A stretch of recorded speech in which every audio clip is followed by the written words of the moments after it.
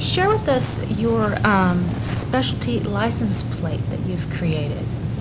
That was an idea I came up with 2 years ago. I saw a plate from another state that benefited a children's charity, and I thought about what an easy way this was to raise money for research. And so I began the process. I lobbied. I found out just how slow state legislatures can be.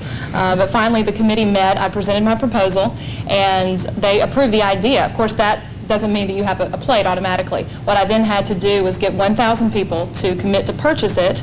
In order, in essence, basically, you had to pre-purchase this plate. So I had to get 1,000 people to do that. It really was a grassroots effort because it's very difficult to convince people to purchase something in advance. They're not going to get it right there. So we really had to work with parents across the state, really come together, get media, corporate partnerships, and that's something that I see myself being able to do, having that experience, being able to carry that over as Miss America. Children who have cancer, pretty much, I would assume, have to be just born with it, whereas adults, have smoke or whatever that causes cancer. What special needs will you address as a pediatrician to the special needs of infants? Well, the important thing is that children with cancer are treated at major treatment centers. And so I'm not sure there's something specifically as a pediatrician I would do other than make sure that I'm watching for those signs, because I have seen that. I know that a lot of times pediatricians don't catch those early warning signs of children who have cancer, fever, elevated heart rate, and those kind of things. They don't make the connection. What I see as important, though, as a community leader is really stressing to people the needs that families have when a child is diagnosed with cancer, because children have to be treated at major treatment centers. They can't, unlike adults, be treated at outpatient centers or at their local doctor. They have to relocate to major cities with children's hospitals and major universities. And so I would really promote the fact that these families need the support, the assistance, financial support, transportation, things like that. That's really crucial. Anybody concerned with illness in this country has to be concerned with the healthcare system and the crisis in the area of health insurance. 45 million Americans have no health insurance at all. What are your thoughts on the way in which the system needs to be overhauled so some of these kids, when they contract this disease, will be sure that they have access to the kind of care they need? Well, one of the great things that Congress has done recently in the past several years is the state children's health insurance programs that bring more children who maybe have too much money to qualify for Medicaid but not enough to purchase private insurance. They fall under this CHIP program, and so they are covered. But you're right, there are so many who still are not covered, children and adults. Personally, I believe that every person should have access to a basic level of health care services. And how we're going to do that, I'm not sure, because we really need to have some dialogue in this country about how we're going to finance it. People don't like to pay taxes. High taxes, that's what it's going to take to have maybe not a single payer health system, but something that really is comprehensive and covers all these people. And so we really need to either make it an employer mandate, maybe like the Clinton plan, although people were very hesitant about that. John Kerry now is coming out with a plan that would bring more people under Medicare that aren't maybe 65 years old yet, but they could buy into Medicare, bringing more people, giving tax credits, whatever it takes, making it affordable for people to purchase private health insurance and to be covered. Along those same lines, you say your secret wish is to become the Surgeon General. So tell us why and what you would, hope might be accomplished by that. Well, there are a lot of things that I'm interested in as far as public health goes. Prenatal care and early childhood development, I think, are so important. Kids get to, kindergarten, first grade, they're expected just to be able to pick up and learn to read. But if they haven't been stimulated, in an early learning program, Head Start or something like that, they're behind when they get there. And so, as Surgeon General or whatever, I would love to be able to implement those kind of programs and really to talk about things. Children's health care is so important. Obviously, I have a great love for children, and that's something that I would do. I love politics, though, and so Surgeon General or maybe running for Senate one day or something, I've always had an interest in that. Do you think there's a possibility that if you become Miss America that could actually work as a hindrance to you becoming a Surgeon General, in the sense that people don't know that much about the pageant would be inclined to take you less seriously as a candidate for an office of that kind? Well, if I were to become Miss America, that would be my goal, is to try to reverse that stereotype, because people don't understand. They don't understand what a great program this is. There are so many accomplished young women who compete, maybe who never even win state titles, but they care about their education. They want to go to professional schools, graduate schools, or just get their college degree, and they're successful through this program, through community service and everything else. That's what I want to challenge people to understand. And that's what I would do as Miss America, go around the country and promote that, because people don't understand. I think that's detrimental to the program now. How do you feel about school vouchers? Well, I really oppose school vouchers on the grounds that I think we need to strengthen existing schools. I really think that we need to put that federal money into improving schools. We have schools where kids have 30 people in a class, and you can't learn to read when there are 30 people and one teacher. You just can't do that. We've got to have smaller schools. We've got to improve the existing schools. Really, we need more money in teacher training and encouraging really bright, motivated people to go into teaching. There are wonderful teachers out there now, but I think a lot of people are discouraged from going into the profession because it's, you know, the salaries are low. There's not a lot of prestige necessarily in it. And so I think we need to put more money into that rather than school vouchers. Back to your platform a little bit. There are a lot of people in America and in the world, Christian scientists, a lot of people who, when their children are sick, they believe homeopathy, in home remedies. They tried Laetrile. Do you have a position about that, wanting to be a physician, an obstetrician, a pediatrician? Well, you know, that case came up recently, I believe it was Utah or Colorado, where a child with cancer was actually removed from treatment by his parents because they believed that they shouldn't have this medical treatment. And that's fine if you believe that for yourself and you're an adult and you make that decision to not seek treatment or chemotherapy or whatever. But I don't think that you can make that decision for a child. I think that should be illegal. A child who numerous medical professionals say should be treated in a certain way with chemotherapy and radiation or whatever it may be, that child should be treated that way, and the parents should not be allowed to say, no, we're going to really just eschew all these medical opinions to do what we want to do. I think it's detrimental to the child. Should the parent be held for a criminal act if they do that? Possibly. I think so, because how else would you enforce it? But children should be able to get proper health care, and again, the parents could make that decision for themselves, but not for the child. On a different line, I see that you're a volleyball player. I love volleyball, so I'm wondering what happened to your full scholarship to the University of Virginia, why you chose, or if you used part of it, or if you chose not to use it. Well, I played for 1 year and actually stayed at the University of Virginia for 2 years. I was there until my junior year. But college sports is really a business. First of all, it's not really fun anymore. And of course, you're getting a scholarship to go to school, but you're much more athlete than you are student. And I knew I wanted to go to medical school, and there were other things I wanted to do in college, and that just wasn't congruent with that. So I made a really difficult decision to give that up. My parents thought I was crazy, but I just knew that was the right decision, and I never regretted it. You applied to and were accepted at Dartmouth, Georgetown, and the University of Alabama Medical Schools, 3 totally different environments. What Very factors different. did you weigh in making the decision about where you were finally going to go? Well, it's like you said, there were so many factors. I loved Dartmouth because it was small, and I actually ended up transferring from the University of Virginia to a small school, and I loved it. And so that's what really attracted me to Dartmouth. Georgetown, I loved the Washington, D.C. area. But the University of Alabama, UAB, is actually ranked higher than both of those schools in terms of medical school. It's top 25, in-state tuition, can't argue with that. It's just a fabulous place. Birmingham has become the center for biomedical research. It's really cutting edge in cardiovascular research, a lot of things. And so all of those decisions really swayed my interest in staying in Alabama and going to UAB. When you played on a boys' baseball team as the only girl, did you have a distinct physical athletic trait that intimidated the other guys? And how did you handle that, if so?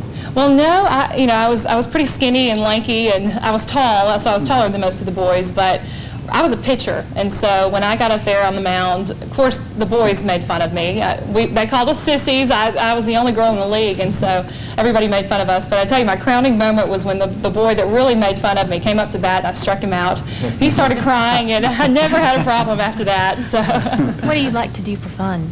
well, I love to try out new restaurants. I love to eat. I love to try out new restaurants, and I love the movies, love to go to the movies, and really just hang out with friends, play sports, just do anything. Hanging out with people. You think beach volleyball is a real sport that should be in the Olympics? You know, I really don't think it should be in the Olympics. I just don't see that as an Olympic sport. Indoor, of course, but I mean, it's a great sport. when I think of the Olympics, I don't think of people playing beach volleyball. It's more recreational to me, but I see you're the that's just me. you're the founding member of the College Democrats at Sanford. Was that successful, and is it still going? Well, we actually joked that we could have held meetings in a phone booth. There were there were very few of us. It's a pretty conservative school, Southern Baptist school, and there weren't many of us, or at least many vocal members that wanted to get involved. But actually, yes, it is. It's still going strong and going stronger. So I was really proud to have done that. We all felt pretty good about ourselves to have established this. It's an old university. It's been around for a while, but never had a College Democrats chapter. So we were excited about starting that. When did you first start to sing? I'm sorry? When did you first start to sing? Oh, well, I actually sang my first solo in church when I was 2 years old. And it's been really a hobby for me. I've sung in choirs and started taking formal voice lessons when I was a senior in high school. So it's just fun. I really enjoy it.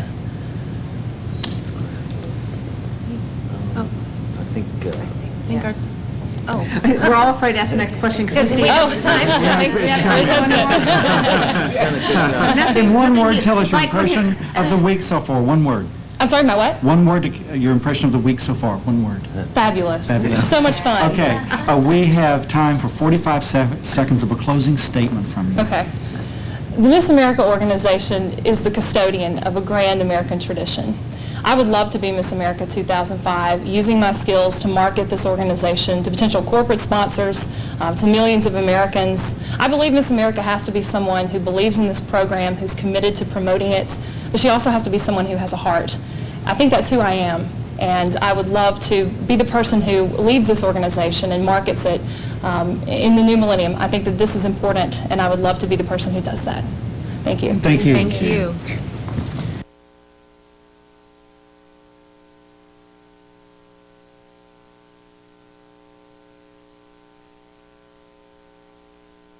It's nice to meet you. I'm Christina Ellington, Miss New York, and I just have to say it's truly an honor to be here. It's a little surreal for me because I remember back in 6th grade when I was standing at the bus stop waiting to get on the bus, and I always had a hard time. I was dealing with self-esteem issues a lot. My mother, who's an incredible woman, said to me, "You have a power and light inside of you, and I bet you down the line, I guarantee it, you will find that power," and I did. And I think that that's what the Miss America program is all about. It's about finding that power and that woman inside of you, and I'm so proud of the woman that I've become, and I'm so excited to be able to share that with you today. So I would love to open it up to you.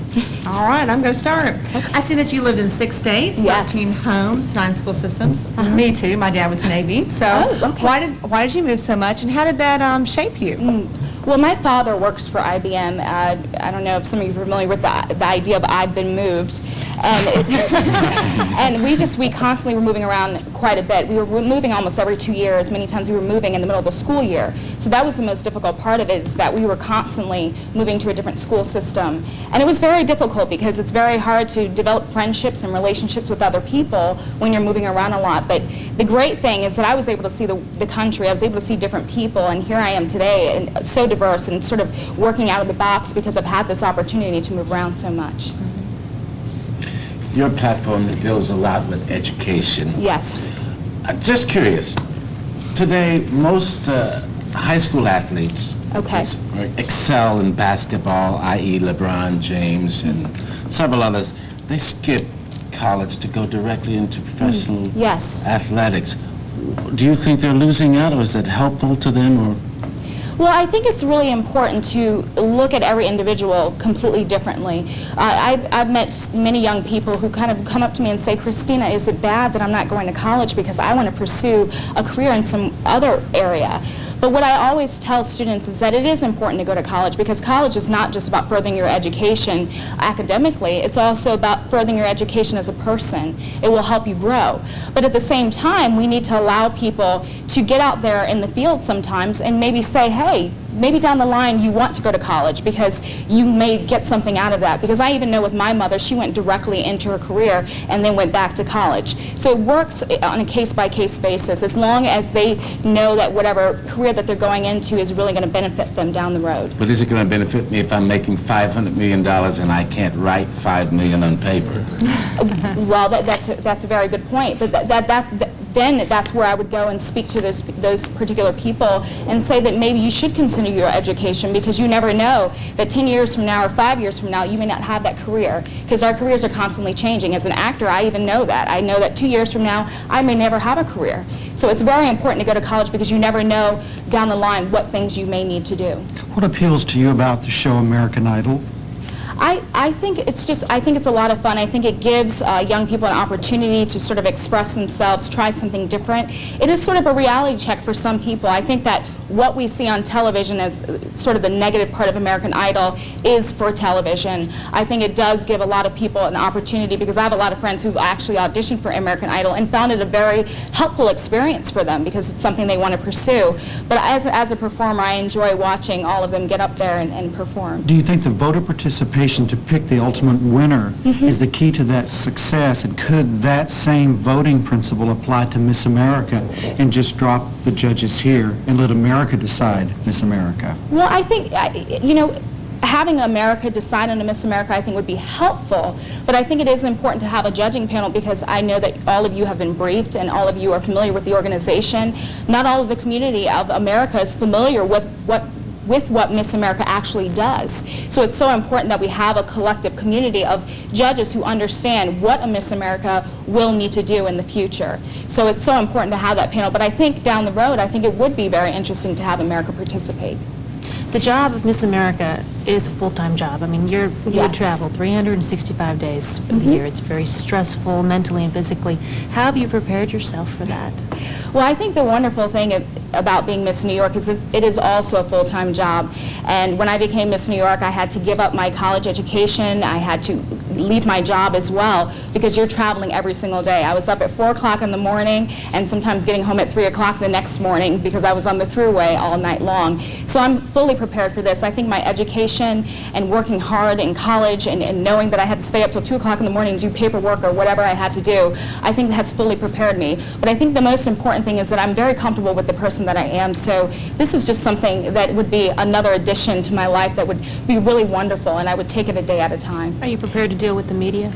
Oh yes, as an actor, as I mentioned before, you're constantly in the public eye, and you're constantly criticized on a regular basis. So I've been able to generally handle any criticism that I've received. Will you ever say no to the media?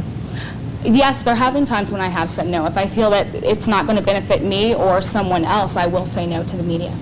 Merit promotions and merit bonuses for teachers, supported by some, resisted by others. So what problems do you see with something that seems at first blush to be an obviously good idea? Well, I think what happens is that when you're dealing with teachers who are already in the profession, who've been in it for a long time, it could kind of fall back on them. They may feel that they're not getting the pay that they should receive because someone may be doing a better job. Sometimes teachers may feel that they're not doing the job that they could be doing because another teacher with better academic standards or whatever it may be, receiving more money, is whatever that they're receiving. So I think it's so important that we also look at the teachers that are already in the classroom and look at the work that they're doing and make sure that we're enhancing what they're doing in the classroom as well. On that same subject, does tenuring teachers, sometimes keep the bad teachers there, and is there something we can do to remedy that? Yeah, well, I do disagree with tenure pay only because there are a lot of teachers that are already in the classroom who are not necessarily meeting up to the standards of teachers who are actually coming into the classroom. I think what's so important is that we're reaching out to those teachers, making sure that they're receiving an updated education every day, because our classrooms are always changing. Our students are in a different environment every day. So in order for them to be able to function in a new classroom, we have to make sure that we're updating the standards for them as well. Do you see teachers' unions, the UFT in New York and the AFT nationally, as a help or a hindrance in the idea of improving education in the elementary schools? Oh, I definitely think it's definitely beneficial. I think it's so important that we have these unions because they're there to support our teachers. Many teachers do not feel supported by the community or the government. So it's so important that we have these unions so that they're voicing the opinions of a lot of our teachers, because unless you are a teacher, you really don't know what's exactly happening in those classrooms. I've learned a lot today. It seems like every girl we've interviewed had some problems in their past: physical abuse, sexual abuse, tragic accident, eating disorder. Do you think they're running for Miss America to forget their past, or have you noticed that too? I mean, it's like every other girls? Yeah, well, there's definitely, all of the young women here have diverse backgrounds, and I think that's what makes such an incredible group of girls here today and tomorrow, because they've all overcome adversity. I think what's so important in being a leader, and some of the leaders that I've seen that have been so incredible, is that they have overcome adversity. It's so important that you're able to share your lives with others. It's the things that I've been through and I've been able to come past that I'm able to share with people and have people be inspired by. You have a Broadway intent to perform. What is happening with the good writing in America for plays, as well as musicals? Do we have it? Why are there so many revivals? Well, I sort of started changing my idea of pursuing Broadway only because Broadway has become so commercialized. Broadway has become a place where we're starting to bring people outside of the actual industry, out of the entertainment industry, out there. And so what's happening is that we're not getting those great shows that we used to have decades ago. I would love down the road, if I continued with this path, that I would be able to bring in some better writing and some newer plays. But I think it's important to bring in new work that relates to our current situation today. What about ticket prices? They're out the roof.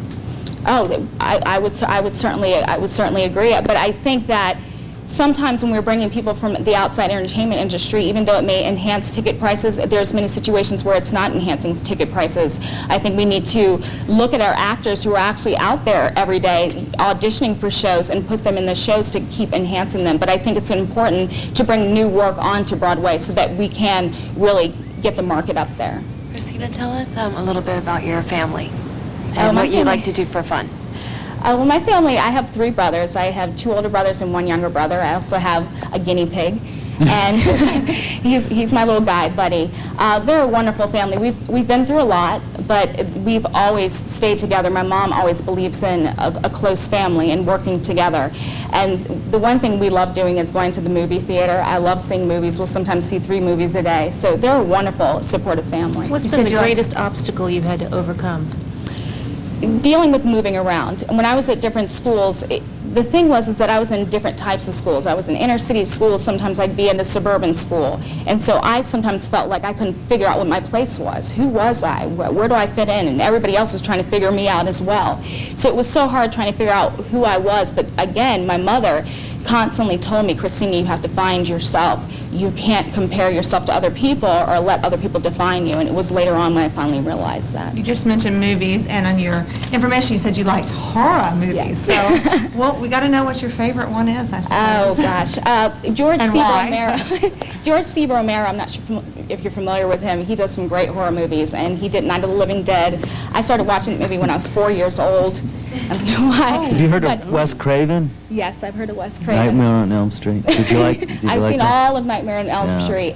I don't know why I have a crazy fixation on them. They never created any nightmares or anything like that, so I continued with them. I just enjoy the artistic element of them. And real quickly, if you win Miss America, will you take a position on No Child Left Behind as it relates to our candidates? Yeah, I think it's so important to address the No Child Left Behind issue because I think that it's important that we look at reform for No Child Left Behind. I think it was a great initiative that we took on. We have to stop right now. Okay, sure. The law says so. But we do okay. have 45 seconds to take us anywhere you'd like. Okay. Well, just to finish up with your question, I would definitely take an initiative to say that, hey, we need to support No Child Left Behind, but we need to not support testing standards. We need to look at other ways to hold schools accountable. But what I would like to say to all of you is that I believe in this organization. I think it's a wonderful organization. I had an appearance in the Bronx probably a couple months ago, and I spoke with some parents, and they said, we can't believe that there's a Miss America program out there. We have kids in this community that would love to be in the Miss America program. Why aren't our girls exposed to this? And I think that it's so important that we start reaching out to our smaller communities for them. We're out of time. Okay. Thank you very much. Thank you so much. It was nice to meet you. Okay.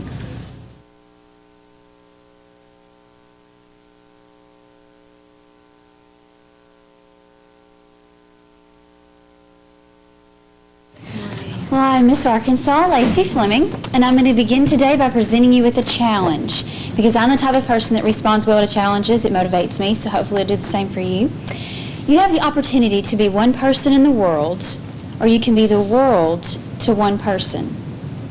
Now, what I've chosen to do is to be the world to at least one person through all aspects of my life, but primarily through my platform.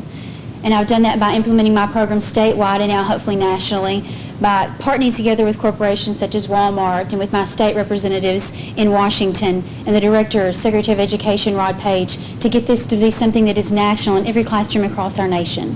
So hopefully with that said, I've motivated you, share a little bit about what's motivating me. So now I'm ready for your questions.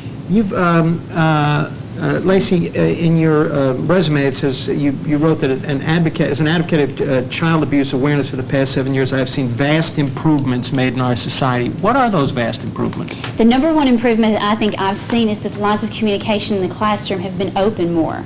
As a teacher, I can tell you that the teacher has probably the biggest connection with the student than even the parent many times, and especially in an abuse situation where they lack that trust issue between a parent and a child, or even between an adult and a child, a teacher can regain that through communication. So the biggest, I guess, improvement that I've seen is the communication that develops between a teacher and a student, strictly because of the curriculum it's placed within the classroom. But the statistics you quote on the next page, according to the latest statistics, 1 out of every 3 girls and 1 out of every 6 boys will be sexually abused at least once before the age of 18, certainly make it sound as though things are getting worse, not better.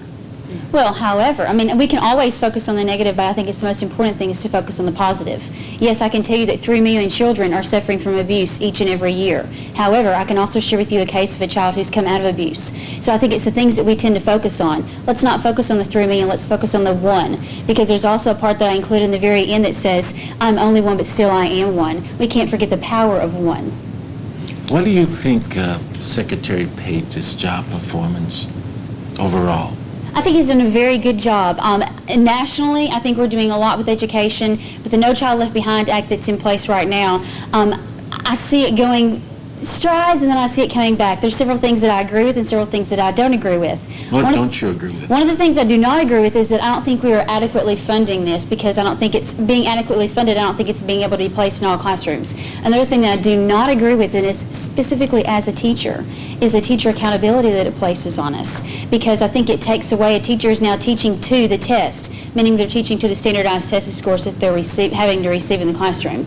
And I think when you do that, you really limit the amount of creativity that a teacher has, and when you tell a teacher that she has to teach something, she's pulled away. So if you give her the freeness and the willing to go in and teach whatever she wants, the ways that she wants, because in my opinion, education is very individualistic, and we have to teach it to every child. I'm sorry. Oh, no, you're fine. You're fine.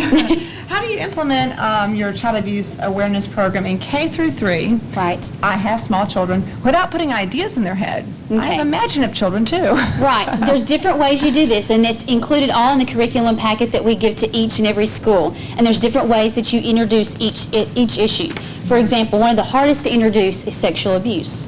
So the way we introduce it is on a very casual level by approaching it from an opposite aspect. And if you go into it teaching all the different things about opposites, what is, the difference between big and small. On a young age level, you're also incorporating several other curriculum aspects like opposites. So if you go into it on that level, and then you bring in your last opposite that you touch on is good and bad, and that leads you into the good and bad aspect of touching.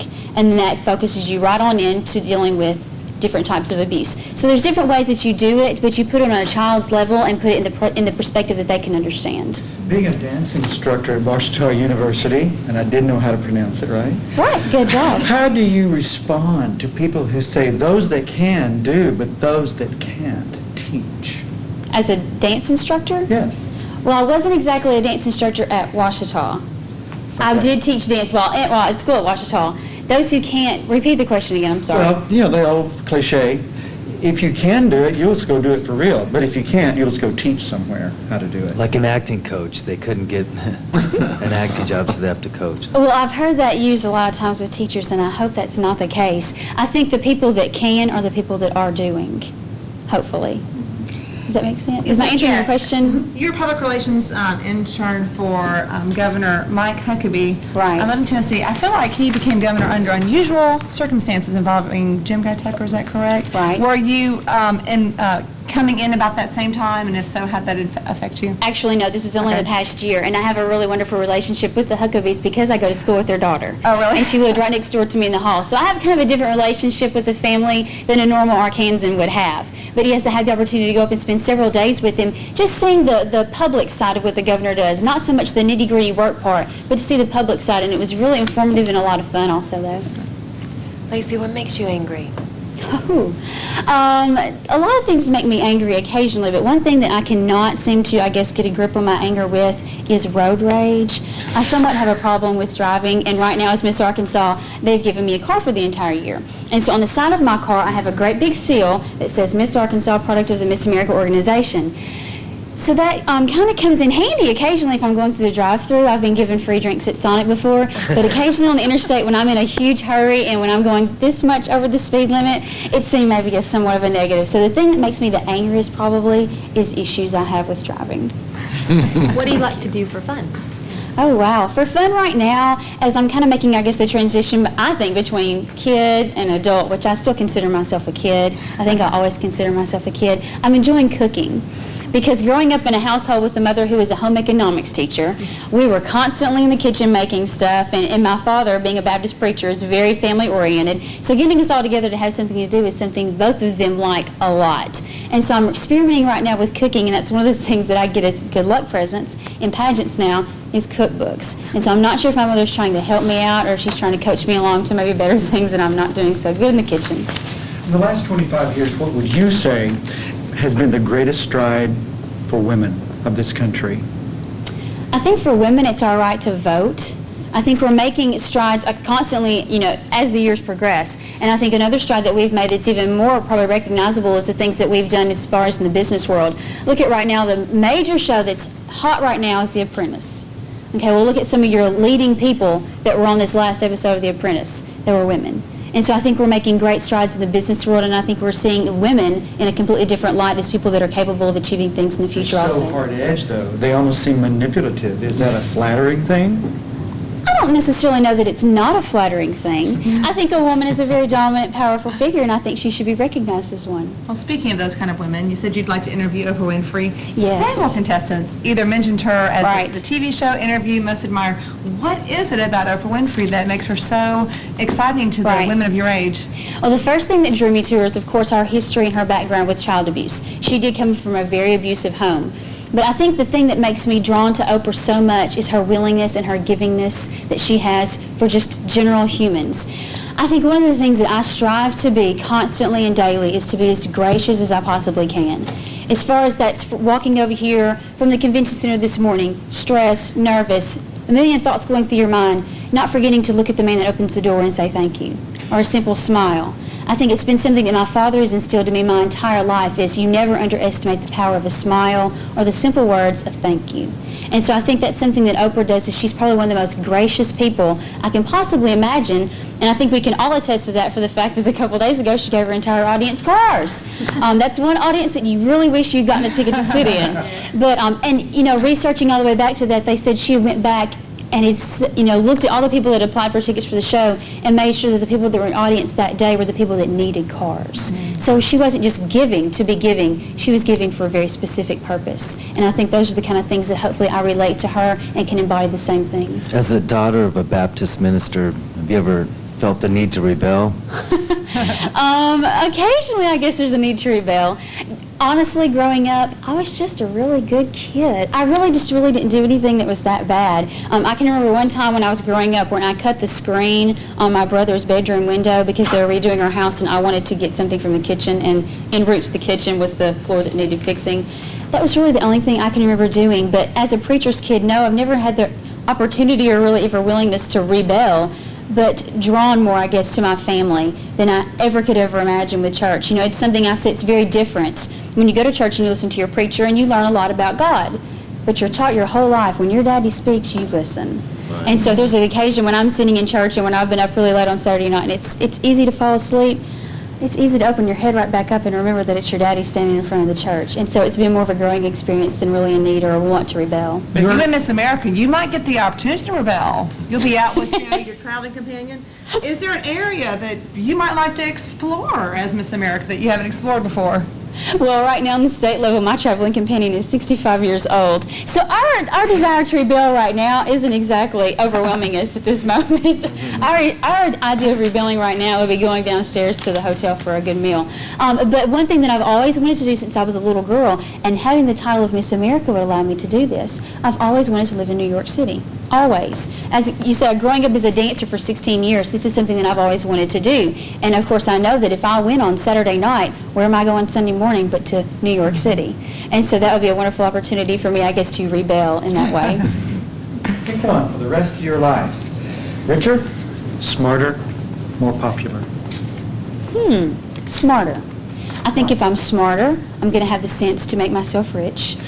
And if I'm smarter, I'm going to have the sense to make myself more popular and how to achieve popularity.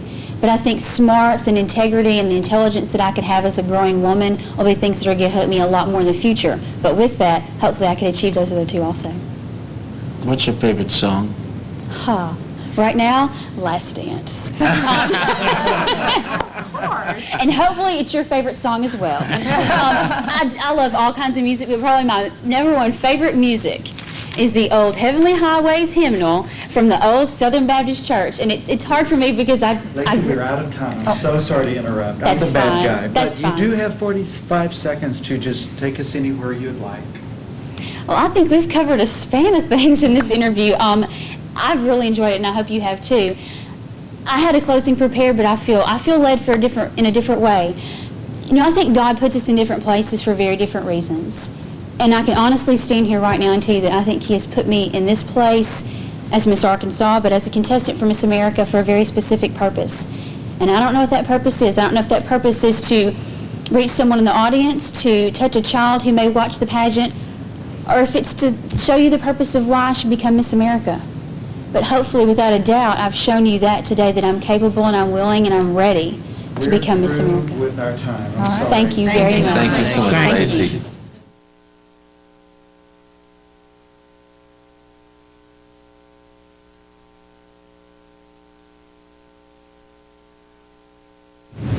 I'm Jenna Edwards, Miss Florida. I once knew a girl whose goal in life was to make the world a better place. So in 5th grade, she started an environmental club, and she invited all of her friends to come be a part of it. But no one ever showed up. And while it hurt her feelings, she didn't let that stop her from continuing to make the world a better place. Now, years later, this young woman is now leading an international organization called Queen for a Day. This is my story. I'm here because I'm still continuing to make the world a better place through Queen for a Day, and I want to, especially as Miss America. And with that, I'm ready for your questions. Good morning, Jenna. Good morning. I'd just like to know the one moment or the one young lady that has inspired you the most with your organization, Queen for a Day. I will always remember Jaleesa, and she was one of the very first girls that I ever met. She came into the room riding her IV pole, wearing her pajamas, and she had this bald brown head, but she was so in her element that day. She chose this bright cherry red lipstick, and she ran around kissing everyone on the cheek, leaving little lip marks on our cheeks. About 9 months later, when she died, the hospital staff told me that she was very particular about things that she hung on her wall, but she still had a picture I had given her of a Queen for a Day experience. This is one of my very first experiences with one of my kids dying, and I had no idea what I was doing for them, and I was questioning, am I really helping them? Am I affecting them in any way? But when they told me about that picture, I thought, what if that was the last thing she saw before she closed her eyes? And that's when I realized that I can't extend the lives of these patients, but I am improving the quality of their life, no matter how long or short it is. And I will always carry that story with me. Do you follow up with them? These kids are at such risk. Do you go back to the hospital? Do you stay involved with their stories? We try to, and it depends on the local chapters as to how often they go back to the hospitals. Most of the time, I can't ask for personal information as to how long they're going to be in the hospital or for last names, so it is difficult for us to remain in touch with them. What is Queen for a Day? I mean, how long has it been in existence? Can you give me a little background? Sure. I started in June of 2000, and we started out as, I pretty much thought it was going to be a one-time thing. I went to the hospital and we did the girls' makeup, I painted their nails, and... But I'm sorry, what is it though exactly? How much money did they raise? When did it become in existence? In June of 2000, we incorporated. Oh, okay. Yes, I'm sorry. yes. And we, to be honest, we don't have that much money because I've been in college until December, and that's one thing that I want to do in the near future is raise more money. Is it nationwide? Yes, we're actually international. We have over 30 chapters in the U.S. and 8 in South Africa. Okay, thank you. Should you win Miss America, no doubt she'll be asked, and even though this seems like a natural thing to come out of Miss America with the crown and all, is this a big enough issue to tackle when you have, so many opportunities as Miss America to raise money for this, that, and the other thing and bring awareness? And how would you answer that? Because no doubt that would come up. It's a huge issue for me, and it's one thing that I definitely want to do. But the thing about Queen for a Day is, even though we're so specific to cancer patients, I'm realizing that we're affecting everybody, even if you're not a child with cancer, because it's such a motivating story. It's showing people that you can take something so little that you're good at. I'm just putting on makeup and painting nails. That's all we're really doing. But because we're giving positive attention to someone else, it's making a huge difference in their lives. And that's a message that I can use to anybody and everybody. What about the guys? Why not King for a Day as an adjunct? Well, I found that guys aren't quite as excited about royalty as women are, so... Right. So we have a Heroes program based on firefighters and police officers. We're trying to build off the whole bravery and courage aspects of the public officers and instill that in the boys.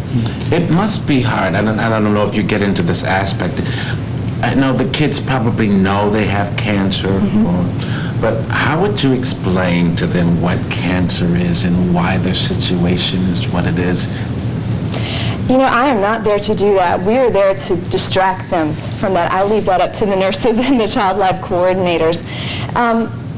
But if a child did ask me about that, it was just, I wouldn't know what to tell them because I try not to think about that at all when we are there. Yeah. Anybody concerned with illness in this country has to be concerned with the healthcare system, the way in which it's collapsing. 45 million people have no health insurance at all. What are your thoughts about what needs to be done to fix it in order to protect kids like these kids that you're dealing with?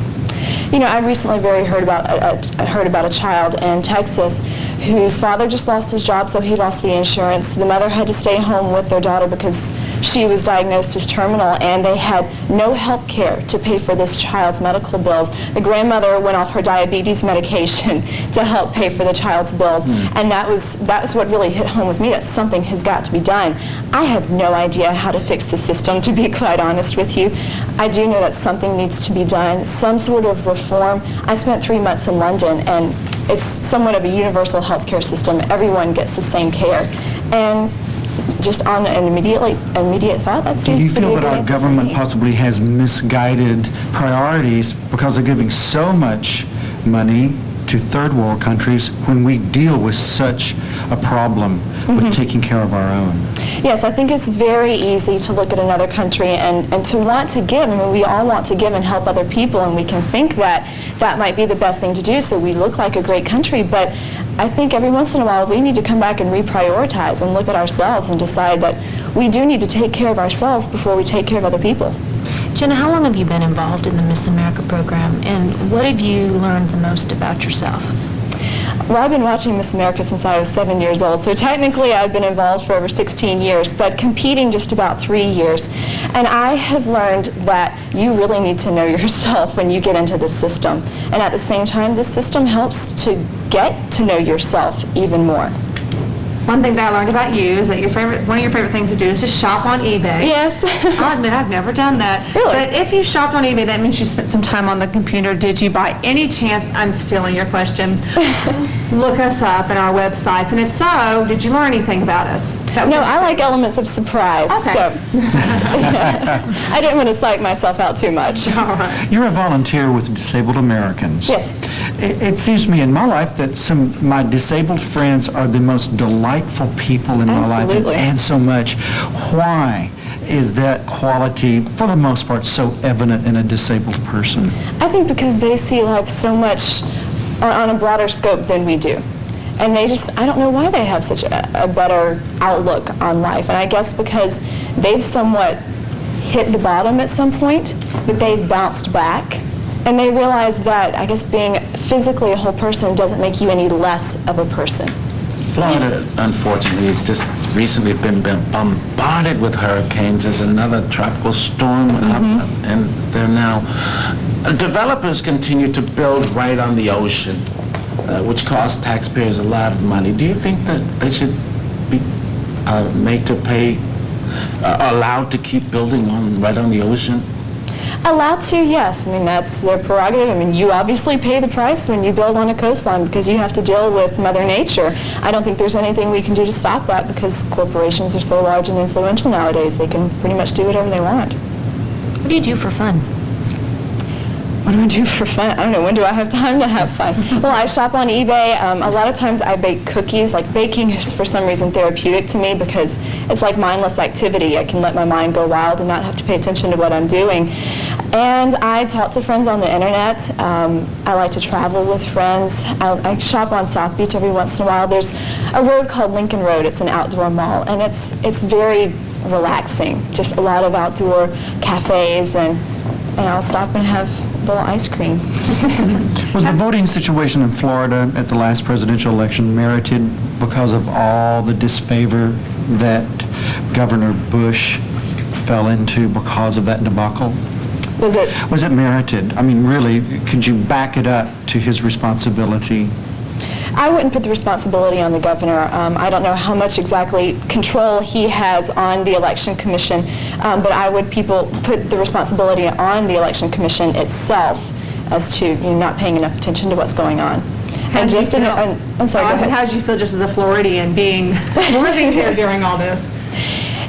It was very hard because I had friends and family all over the country who were picking on me, and I'm like, what am I going to do about it? So, we still get picked on it all the time, and I would just like to know, I'm sure we are not the only state that has had this issue, but we were the ones that got picked on. Well, you remain one of the crucial swing states in this election. What do you think the determining issues are going to be that will decide how Florida goes in this presidential election?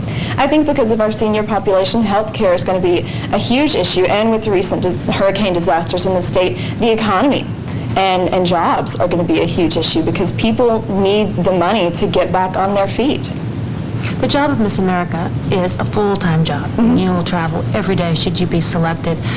It's very mentally and physically stressful. How have you prepared yourself for that should you become Miss America? I kind of feel like all my life I've been kind of primed for this type of job. I'm always on the move. Even in school, I was constantly doing things. I mean, doing Queen for Day in school, I didn't like to sit at home every weekend like a regular college student. I was out traveling and for either a pageant or for Queen for Day or just visiting friends. So, I have no problem with traveling and moving every day. As long as I keep myself busy and I'm always doing something, then I'm going to be happy. And if you're chosen Miss America along those same lines, no doubt you'll be asked your opinion on the election, the war, and everything going on. What do you think about the position of Miss America? Should she take a position on the election and all the other issues? And would you, as Miss America? I don't know that Miss America should really turn herself into a political figure. I mean, of course, if people are going to ask, you should definitely be prepared for that. I myself, I'm ready for the election to be over simply because I feel like the candidates are dodging the real issues by kind of, teasing each other and playing around with each other. Gina, we've reached the end of this portion. Please close in Sure. this 45 seconds. Sure. Well, I don't want to leave this room without letting you know why I want to be Miss America. My parents raised me to be a very giving person, and after all that Miss America has given me through scholarships and through personal development, I so badly want to give back to it. I also think a partnership between Queen for Day and Miss America would be extremely beneficial to both organizations. But all business aside, I've been watching Miss America since I was 7 years old, and this would be an absolute dream come true for me. Thank you. Thank you. Thank you.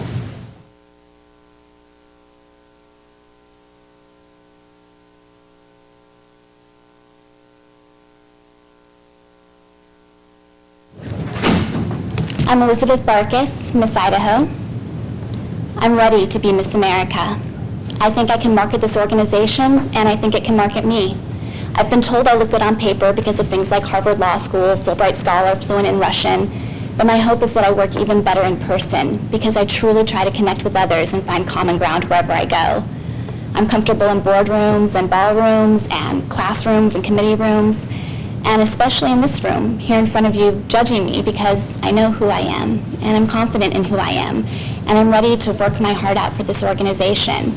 I have many plans about how to market the Miss America program, including using this children's book that I've written and illustrated on my platform. So I'd love to discuss that with you further or answer any other questions you may have. Good morning. I believe I have the first question. Tell us about your platform.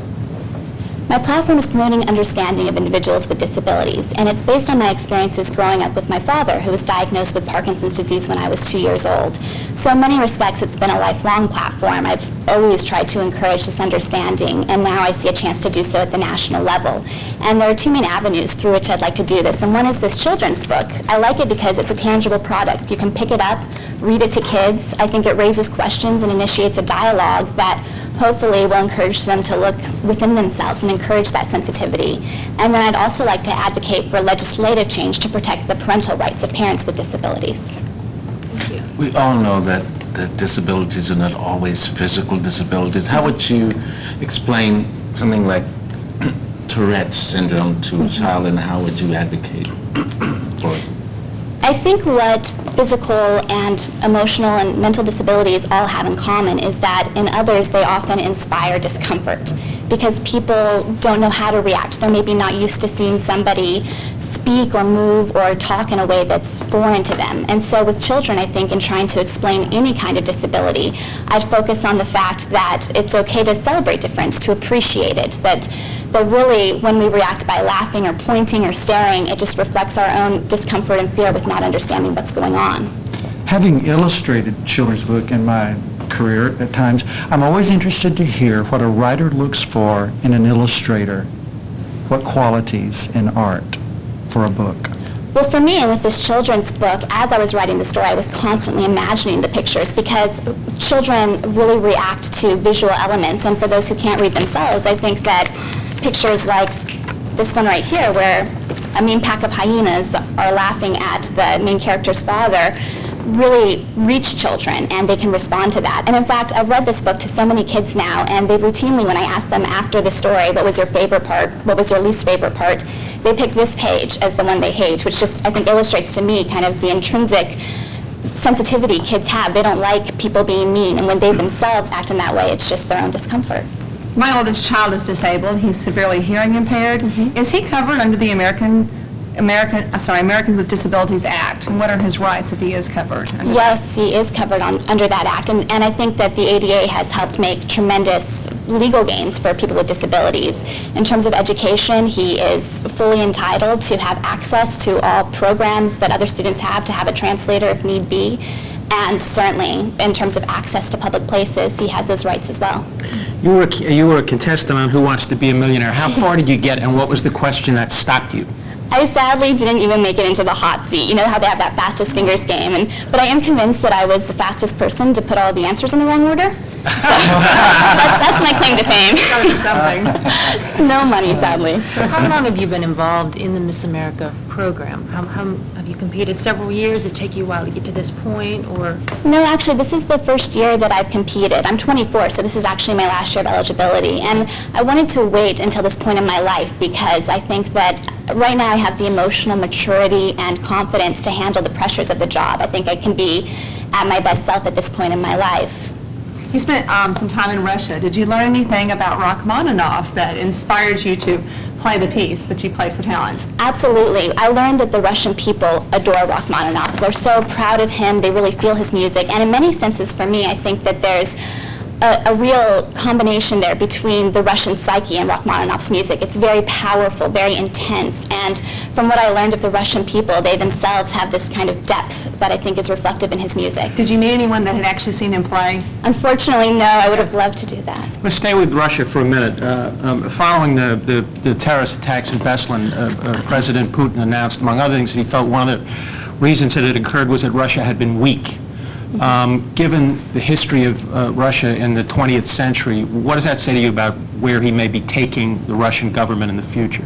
I'm particularly worried about the new direction he seems to be heading, particularly since his announcement yesterday where he said he wanted to remove elections for the 89 governors in the region and instead appoint them himself to consolidate power. And it's, Putin is very popular in Russia. It's amazing how people just adore him. And I think that in part it's that cult of personality that he's developed, but it makes me worry about freedom and democracy in that country, particularly in elections and also with freedom of the press, which was the project I studied on the Fulbright. Coming from Idaho and the slower pace of life, perhaps, how do you wrap your mind around Harvard? It's exciting to imagine it, and I've actually had really amazing opportunities to travel and to be in big cities. So while my home and my heart is in Idaho, I think that in terms of imagining what it will be like to be at that institution, I'll be comfortable there. I'll be ready for Harvard. Did you see the movie The Paper Chase? I never have. I've heard it's wonderful, but not very reflective of what it's like there now, hopefully. Elizabeth, what motivates you to achieve? You've got almost every award here that can be given. What motivates you?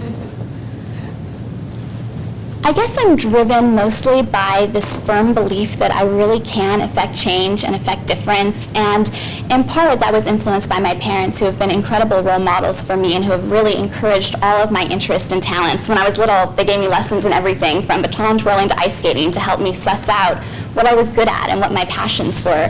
And I think that because I was in that culture where everything was encouraged and it was emphasized that I could be anything I wanted to be, it's made me reach out and try and sample everything. Part of that reaching out might come into play should you win Miss America, and you said you wanted to show the relevance of the pageant. So, should you win Miss America, how will you show the relevance specifically? This program, I think, has a lot of respect already. And in fact, that was confirmed for me when I called Harvard Law to ask for my deferral. I was a little nervous because I had deferred twice, first to get my master's degree and then to pursue the Fulbright. But when I called and explained that I had won Miss Idaho and I'd be competing at Miss America and representing my state throughout the year, they immediately granted the deferral. They wished me luck at the pageant, sent me a letter of congratulations, and it emphasized to me that this program does have respect among institutions of higher education, probably because of the amazing scholarship opportunities it offers young women. So I think in following up on that and continuing to promote its relevance, I would really emphasize those scholarship opportunities and also focus on the type of women who are drawn to this program. And by now you've interviewed most of the contestants, and I'm sure you're well aware that they are amazing in so many respects. As Miss America, how will you handle the press? I mean, specifically like the negative press, and also how have you prepared your family and friends? In terms of handling the press, I really believe in this program, and so I think that I would draw on that belief over and over again. I believe in this product, so I think I can sell it. And I'm actually kind of experienced in dealing with press. I was a member of the press as an intern for several years at various newspapers, and so I know that often what makes a good story is the drama and the negative aspects, and that's what they might be looking for. But I'm prepared to just, once again, focus on the positive with this program because I believe in it. My friends and family are really excited about my involvement in this program. They, I think, see me exercising a different side of my personality because I have often looked to academic achievement as a source of excitement in my life. But I think that they would be prepared to support me in my travels and in my mission on this platform. How does a law degree prepare you for your career ambition of joining the Foreign Service? Well, I'm particularly interested in working in countries in transition, and particularly in the region of the former Soviet Union. And so in that area, there's still a lot of legal wrangling as they're working on constitutional law and figuring out freedom of the press and that kind of thing. So I think it would prepare me well. But also, as you probably well know, you have your law degree from Yale, is that correct? I do. So you don't necessarily need to practice law for that to come in handy and to enrich your life. I'm interested. They waitlisted me, sadly. I'm interested in how you say you want to sell the Miss America program as a story. Number one, how does it coordinate with your story that you write? And what visuals, again, would accompany the Miss America selling? Well, I think that one thing that's great about this book is it's a tangible product. So it's evidence of the kind of change Miss America can bring about in society, and hopefully that would help sell the story as people leap on that, people who are interested in reading and literacy, maybe Oprah or Laura Bush. and that could gain some national attention for this product. And so I think that would be one visual, but I always think that in trying to sell any story, it's important to focus on the personal aspects. And because my platform is so personal for me, and I have a lifetime of experience dealing with the challenges my dad and our family has faced, I think I can effectively communicate that message. Tell us about those challenges. How was that growing up with a father who had Parkinson's? He was diagnosed when I was 2, and so he was already fairly disabled by the time I was old enough to notice people staring at him, laughing, pointing. And certainly as a kid, I was hurt by this. I didn't understand why people were motivated to be so cruel, why they would hurt him, and it also angered me when they made fun of him. But now as an adult, as I can look inside myself and at others and try and understand why they acted in those ways, I mostly just want to reach out with this message of compassion and kindness to others. Should you win, would you feel comfortable giving a position on the political situation in the country, the election, the war? Well, in my capacity as Miss America, I don't think it would be appropriate to advocate for a particular political party, but I would feel very comfortable encouraging others, particularly in this election year, to vote and to exercise their civic duty in that respect, because I think that that's an important part of being an American. Elizabeth, we've reached a point that we have 45 seconds for you to tell us anything you wish. 3 years ago, I stood before a panel fairly similar to this, interviewing for a Rhodes Scholarship. I had reached the final level, and as they grilled me on Russian politics and history in the Russian language, I realized I wasn't ready. It took living in Russia on the Fulbright grant to become fluent in that language. But just as I knew then that I wasn't ready, I know now standing before you that I am ready to be Miss America. I want the job, and I can do the job, because I would be a tireless advocate both for my platform, which is personal to me, and for this organization. I believe in the Miss America organization, and I'd love to work to promote not only its relevance, but also its preeminence in today's society. Thank you. Thank you. Thank you. Thanks, Elizabeth.